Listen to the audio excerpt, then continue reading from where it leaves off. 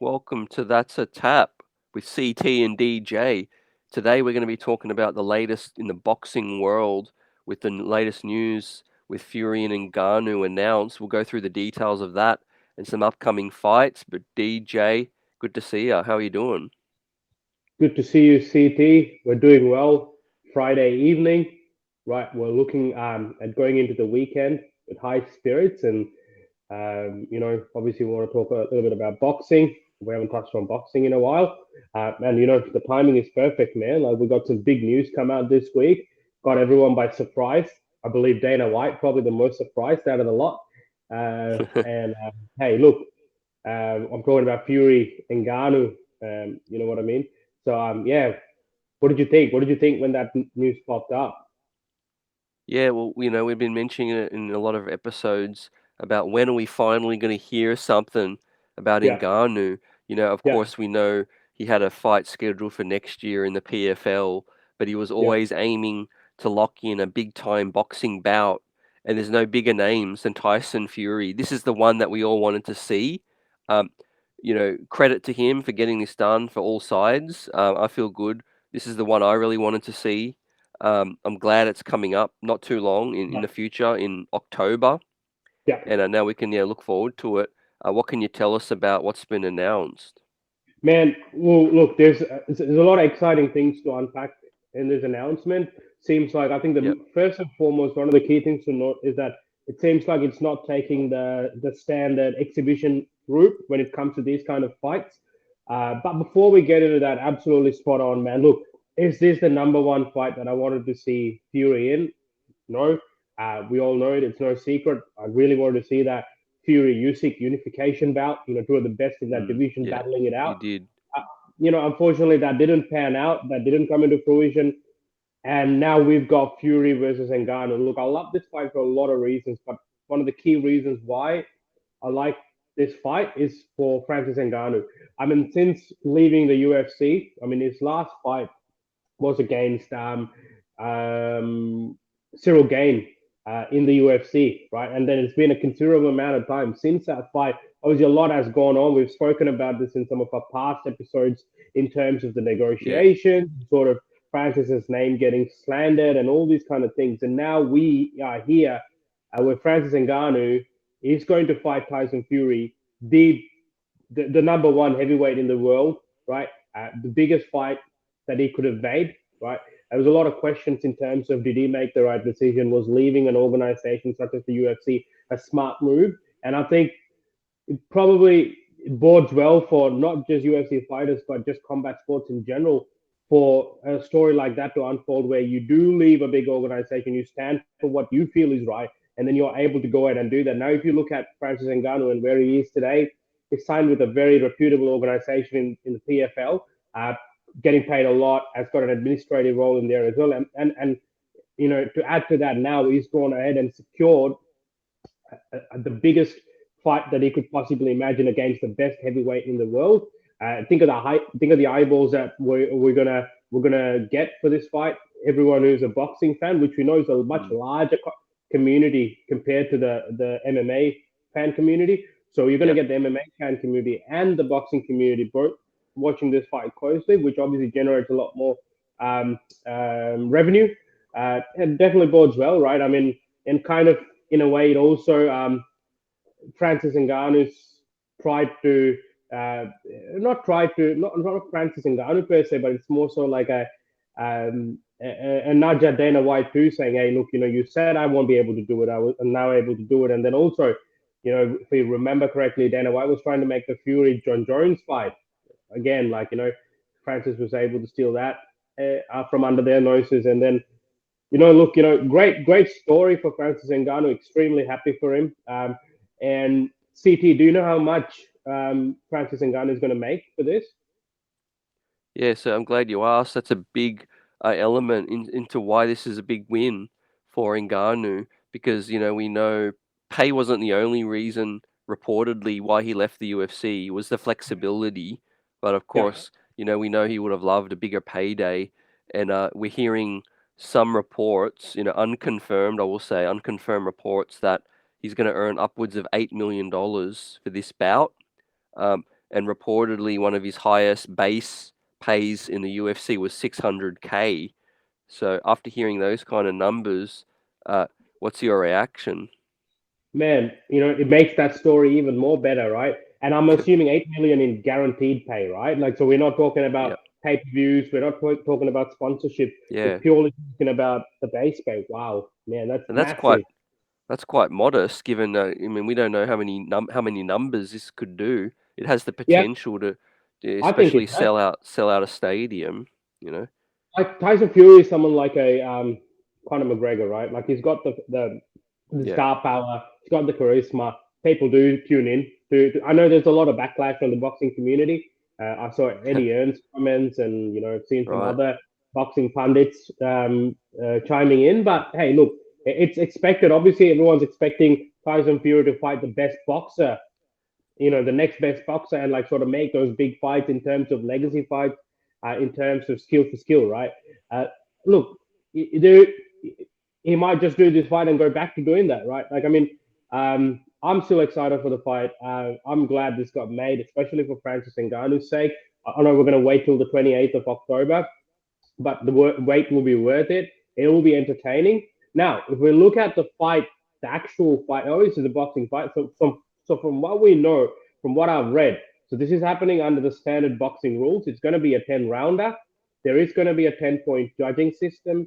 Uh, Yeah. Unclear as to if this will be going into the boxing records of each of those fighters. Also, we've been informed, or I've come to know that, again, through various outlets and articles, that his belt will not be on the line, and this is also confirmed by the belt promotion, Okay, that's or good. belt organization. So it is not an exhibition fight based on the rules and the guidelines, but it's also, like, not for all the marbles, such to say. Um, Right. Look, now then we put that aside, and we look at the actual fight. It's a boxing. It is a boxing bout. Tyson Fury is the best boxer, one of the best boxers in the world right now, Yeah. and clearly the best boxer in that heavyweight division.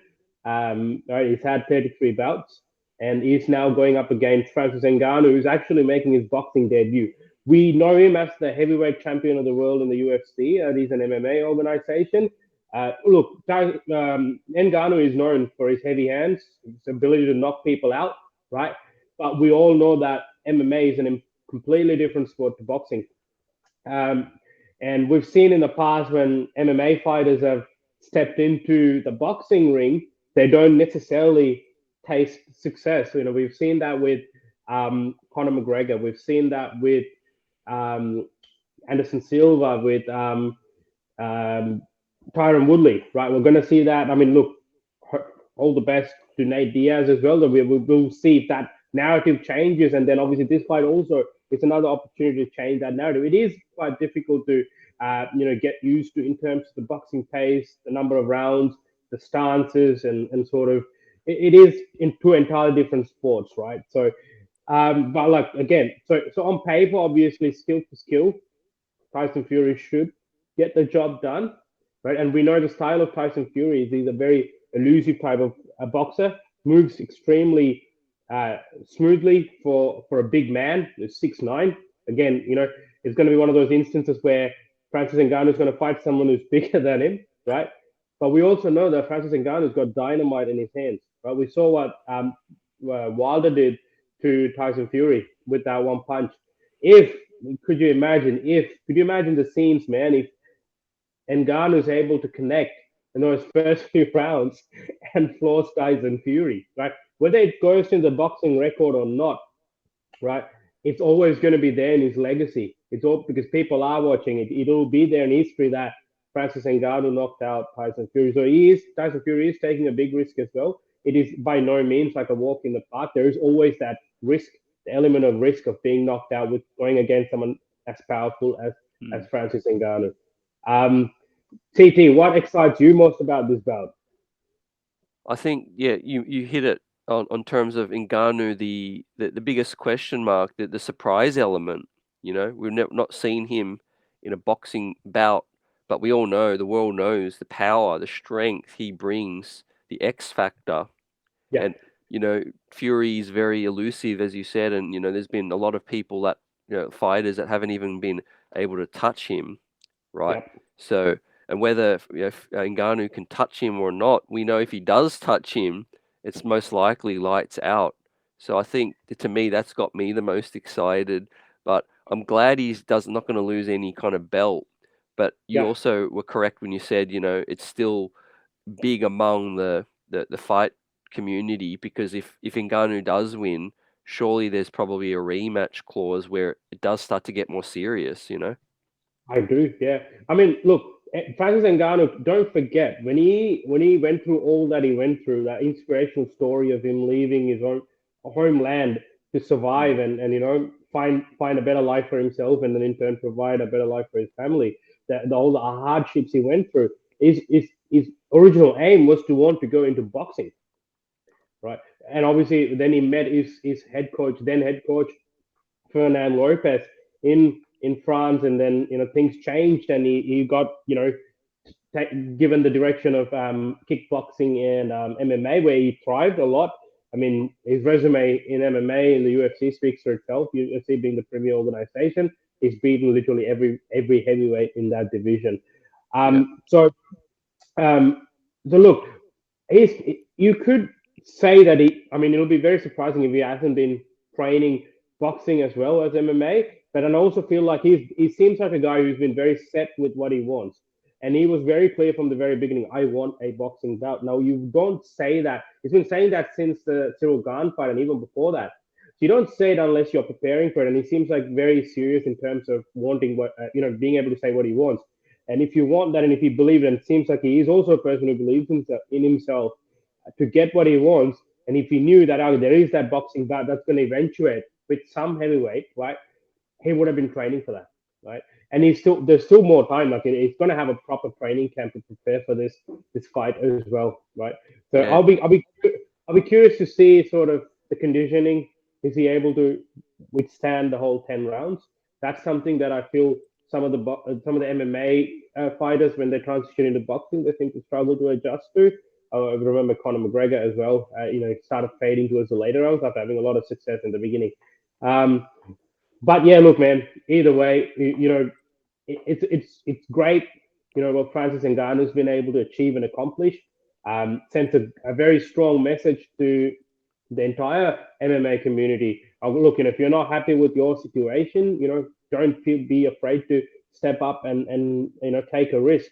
And given that this happened to someone as high profile as Francis Ngannou, this story was followed by multiple people. Everyone's closely following what's happening with him and what's the story. And the fact that so many hurdles came in just makes the story and this result even more better. And we obviously, fingers crossed, nothing goes wrong and this fight does take place. So yeah, Yeah, win-win, and I do feel like there's probably going to be a rematch if yeah, Ngannou wins. But if yeah, Fury wins, let's say, um, convincingly mm-hmm. destroys him, Yeah, I don't see these two fighting again after that. How do you yeah, see that? yeah. No, I agree. And we might not even see him continue boxing as passionately as he is now. I think it's something that he wants to do, he wants to accomplish. But if depending on how the bout goes, he might think, "Oh, this Yeah, is not for me. I'm great at MMA. Let me stick to that. Let me not keep doing this and tarnish my legacy. Let me be known as like a devastating MMA fighter." yeah, Right. And the PFL seems like they're playing well too. And look, again, it's a win for Fury too. On paper, he's expected to beat Ngannou quite easily. This is meant to be a very easy matchup for him, and he's going to make a lot of money for that too, right? Hey, we do need to mention this. Francis Ngannou is promoting himself in this. He does not have another promoting organization, and funnily enough, he's named this named this promotion Gimmick Promotions. Right. So remember, Dana White kept telling that him and Fury fighting is going to be a gimmick fight, and yeah, look, yeah. you kind of took a jab at him there. Yeah, Nice. man. Yeah, I'm And glad you look, mentioned that. Francis Ngannou's catching wins everywhere, man. I mean, Yeah, he's the man to be at the moment, right? I want to draw some of that positivity from him because, man, he's catching wins everywhere he turns. So yeah, good on him. I think he worked hard for it. The story is extremely inspirational. One day we will get to see yeah, either a documentary or a some sort of film on that whole part of the whole story. I'm quite confident of that. But yeah, man, very Yeah. inspirational and very happy for him. Yeah, as more details come up and the fight gets closer, we'll obviously, keep it tuned in. We'll react and we'll break it down more. But just I want to give you my and hear your initial Yeah, sort of keys to the matchup and keys to the fight. yeah, yeah, Exactly like you said, I think in Ngannou, my biggest question is, I'm going to be watching to see how he could maintain his aggression over a 10 to 12 round if it is longer. yeah, correct. And that is at his downfall. And on the flip side, I'll be more focused on Fury, his experience and kind of movement and schooling him that way is what I'm going to be looking for. How do Yeah. you see the keys to the matchup? Yeah, absolutely. I think for Francis Ngannou, it's no secret he does tend to get tired as the fight progresses. Even in his most recent one, which is against Cyril Gane, Mm, um, while he did win that fight, and he used he relied or he leaned towards his wrestling expertise to get that win. Now in this option, he does not have. Sorry, in this bout, he does not have that option. I mean, there's clinch work and stuff that he can do, but ideally case for Ngannou is that to try and end that fight as soon as possible, right? But then if that is because keep in mind, like you are throwing bombs, but then you are throwing them against someone who's extremely elusive, right? Is able to evade either in close distance and be able to manage range very well, which is Tyson Fury. And so if you are feeling that your method to victory, which you intend to do, which is knock him out, is not working, then is Francis Ngannou able to then rein himself in and then sustain that energy to go across go all 10 rounds? I think, look, I'm pretty sure Francis Ngannou is not thinking like this, but just to put it out there, to be able to go 10 rounds with the best heavyweight in current times, that's a massive, massive achievement in itself, being a debutant, right, into the sport. But yeah, look at I think him being that fight IQ and sort of how he prepares himself for that, which is going to be key. And then in the other end for Francis Ngannou, obviously it's pretty. Sorry, not Francis Ngannou, Tyson Fury. It's quite obvious, avoid getting hit, especially in those early rounds when he's still fresh and when he's able to throw with a lot more venom. But then, yeah, obviously, being continuing to do what he does, like great footwork, being elusive, and being able to, get outpoint him or even might even knock him out. So when we've seen him knock Fury Wilder. So yeah, yeah, yep. That'd be something I would like to see in the future if Francis is serious about boxing. I think in terms of just the casuals, the diehards, the pundits would yeah. probably prefer an Ngannou Wilder matchup. That'd Mm. be that'd be Yeah. sa- that'd be salivating. Yeah, look, I mean that's a tailor-made fight for both guys, right? Like they both are known for knockout power, and Yeah, they come out swinging, right? And yeah, then that's sort of that's blockbuster, right? But again, same with this too, right? It all comes down to how the fight turns out. There's so many different things that could happen from this. As you said, if he gets outpointed or completely dominated in this fight, it's going to be very difficult to get the public to get excited for another Francis Ngannou boxing fight. Sorry, a boxing bout. If he does well mm. and it stands 10 rounds, great. I mean, if he knocks out Fury, that's even better, right? That changes the whole trajectory of it. He might just completely transition into boxing, right? So we don't know. There's so many possibilities, and it depends on how the fight plays out. But yeah, look, Yep. I think the more closer we get to it, the more sort of training footage we get to see, sort of the shape in which they come in. We know traditionally, as of late, Fury's known to gain more weight to sort of carry that knockout power himself. And look, Ngannou usually maintains, at least from his MMA days, he maintains his weight in that same sort of I think 260, 250, 250, 260 mark. So does he do the same thing? Because in boxing heavyweight, he can go quite high. What does he choose to do? It's quite interesting to see those kind of things. Sort of fight weight. What are they weighing at? All these kind of things are going to be quite interesting to see. One Yep. thing to note, though, let's not forget the ring rust on Francis Ngannou, right? Mm. Because Fury did recently fight Chisora, Yep. whereas Ngannou hasn't fought someone since I believe when was it 2022? Is that correct? Yeah. January Yeah. 2022, right? He hasn't fought someone Yep. since. Yeah, it's been a year Yeah. and a bit. Was it? Yeah. Was it January? It's an interesting one. Camp Let me check camp will be that. key. Yeah, it will be extremely key. So, Ngannou was his game. Yeah. Oh no, it was January 2022. Yeah, correct. Yeah, so we were correct. So it's a year and a bit. He's been out of action. So Yep.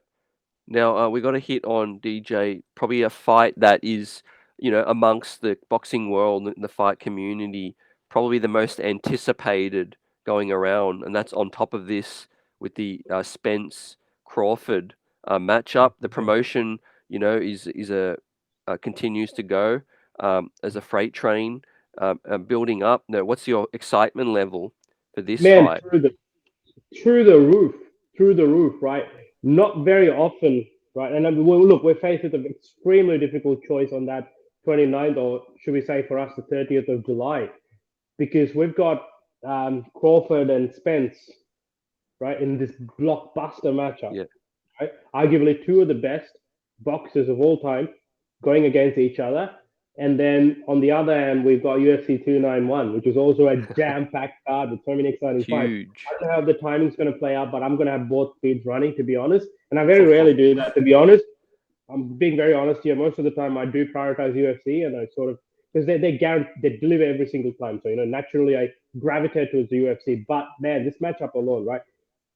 This is in the same vein as the Fury Usyk. If you recall, right, from the early days, right, I've been whenever we speak about boxing, I've always said there's a few fights that I do want to see. One is the Fury Usyk fight. Yeah, Fortunately, still yet to happen. I'm still not completely shutting that out. Spence Crawford, and then obviously I wanted to see the top of that lightweight division fight as well, which is Haney, Ryan Garcia, Tank Davis, all those top fighters fight each other, which is also happening, right? So we've got two of those kind of ticked. In that sense, man, I'm absolutely excited to see how this fight pans out. You don't very often come across a fight where it's so hard to pick. Who do you pick? It is if you look at. I've been like looking at highlights of what guys back and forth.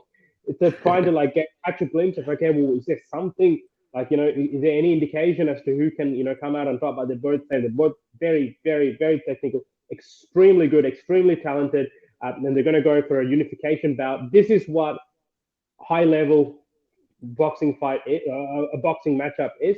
I keep saying fight because I'm so used to MMA. This will, we're 15 days out, right? We've got, this will be in the similar, so for any of the MMA fans, this will be very similar to sort of the Islam versus Wolf fight that we saw. Two of the best to do it when they, you know, step into the cage together or step into the ring in this sense, you get fireworks, man. You get a chess match. You get a masterclass, right? So I think they're fighting for the. Let me get this right. So they're fighting obviously welterweight, and they're fighting for all the belts, right? So Crawford holds oh, a few belts, and then Spence does a few, and then whoever the winner takes it all. Hey, I'm going to be extremely surprised if there's no rematch clause in this, right? So they yes, think we're going to see them fight more than once.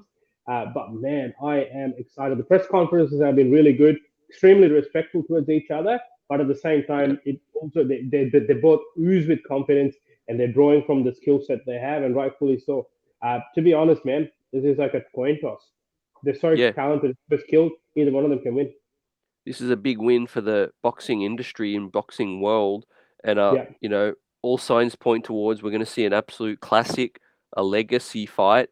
Let's hope, though, from my perspective, DJ, that it's not a storyline, post-fight bout, that it's a controversial decision or a split yeah, decision or something like that. But knowing that we hopefully will get a rematch if that's the case, because, like you said, these are the two best to ever do it, um, basic or two of the best to do it in their primes or close to their primes, and it's just going to be a difficult decision to decide who's got the edge, who's going to win, and I just think it's going to be a big win for us, the fans.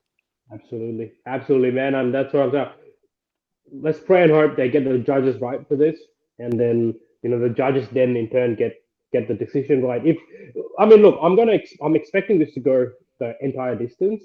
Mm, I'm expecting this to be a decision, so we're hoping that the judges get it right. I am super excited. Like it's just, yeah, I yeah. cannot measure the level of excitement I have for this matchup.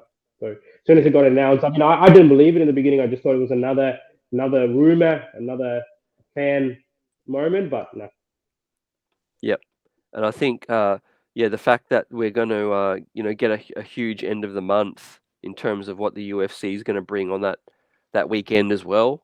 yep, It's going to be insane. Cannot wait. This is the time, the best time, and yeah, continue to look forward to them putting together the best versus the best. That's what we all want to see, right? And absolutely, I think, yeah, the social media buzz, the reaction is going to be awesome. One of the biggest things I look forward to is we'll react straight after this big bout yeah, as well. Some absolutely, other news that I'll discuss with you is Teofimo Lopez. Reports are that he's holding on to one of the belts and has no immediate plans to fully retire.